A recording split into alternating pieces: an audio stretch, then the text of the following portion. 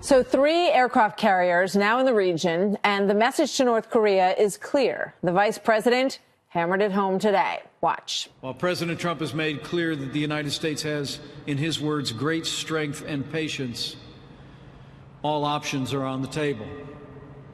Our enemies should never doubt the capabilities of the armed forces of the United States of America. Anyone who would threaten our nation should know that America always seeks peace. But if we are forced to defend ourselves or our allies, we will do so with military power that is effective and overwhelming. That as our nation's top generals visit Korea's demilitarized zone a week before President Trump's landmark trip to Asia, where North Korean aggression will be front and center. Behind me, to the north, an oppressive regime that shackles its people, denying their freedom, their welfare, and their human dignity in pursuit of nuclear weapons and the means of delivery in order to threaten others with catastrophe. That's General Mattis today. But Kim Jong-un is just one of several strong men taking aim at the U.S. On the show last night, General Jack Keane made clear that China wants to be the superpower of the world. President Xi had just finished up the 19th Communist Party Congress, where he sort of went through a coronation. And he's been given more power than any leader, with the exception of Mao Zedong, and his ambitions are strategically critical. He believes, and this is stated, that eventually China will replace the United States as a preeminent global power. This as Vladimir Putin continues to push boundaries, personally launching 4 ballistic missiles as part of a steady series of war games amid growing tensions with the West. And pictured here as a modern-day czar on the cover of The Economist. And Xi and Putin awfully cozy a few months back, with the Chinese leader saying that their relations are at the best they've been in history. So what does all this mean? We're joined by Henry Katsianis, Director of Defense Studies at the Center for the National Interest, former Congressman and Fox News contributor Jason Chaffetz, and former CIA officer Buck Sexton. Gentlemen, welcome. Thank you very much for being here tonight. Harry, let me start with you. You know, we sort of laid out quite a bit of the pressure in terms of the dominance in the world. What do you make of all of that? Well, Martha, I think in terms of looking at North Korea, Russia, and China, it's pretty clear. What they represent is essentially an authoritarian axis of 3 powers getting together and essentially trying to challenge U.S. global dominance and influence, and essentially the international system the United States created after World War II. And I think Russia and China specifically have been doing a lot of things to essentially mutually reinforce each other. I mean, think about this. The Russians sell the Chinese tons of oil, natural gas, minerals.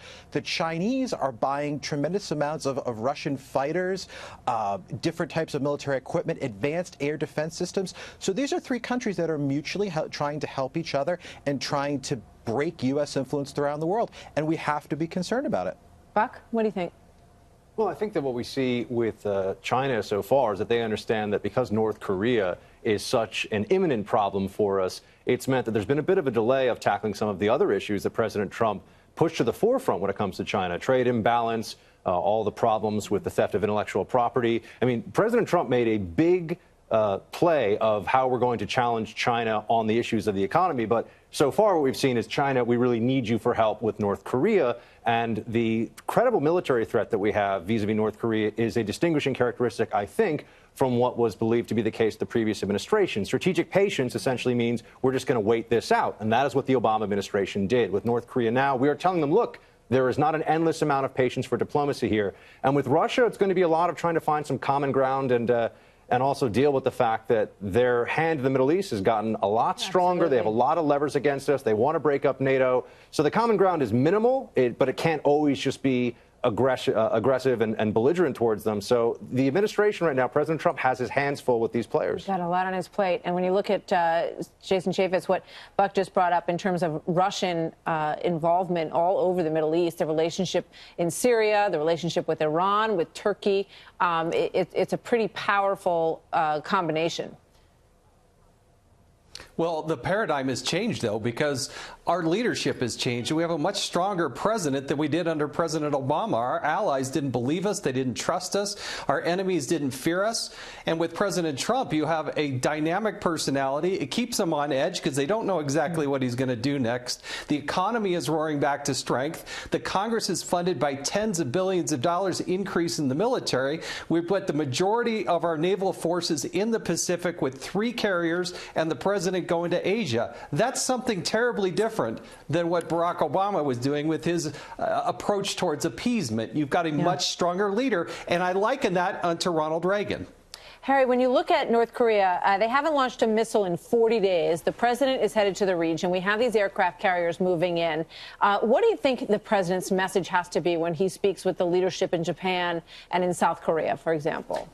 Martha, I think this is obvious. I think what the president is going to do is he's basically going to pivot his foreign policy strategy. During the campaign, he talked a lot about America first, having a pragmatic, if you will, realist sort of foreign policy.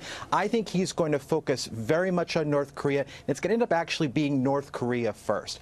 And that's the reasons why are very obvious. The North Koreans have been detonating nuclear weapons since 2006. They tested 2 ICBMs this summer. I actually think the North Koreans right now can hit the United States with a crude nuclear weapon. So the president has to focus on that. I think he's going to go to Asia. He's going to reinforce our alliances and show Kim Jong-un we mean business. What about President Xi, Buck, in terms of that relationship and putting pressure on him to follow through with the sanctions, to follow through with, cutting them off in a way that would actually make a difference? There's only so much that we can actually pressure the Chinese when it comes to North Korea, because we don't actually want the same thing at the end of the day when it comes to the Korean Peninsula. The Chinese do not want a unified, pro-U.S. Korea on their doorstep. They would much rather have a buffer state in place. So they will help us, but they'll help us up to a point. And in the meantime, it allows them to push back on some of the other issues, like I mentioned, of trade. But right now, the relationship between Trump and Xi is still in its infancy. So we really have to see where it goes. The table's been set that it'll be a different administration.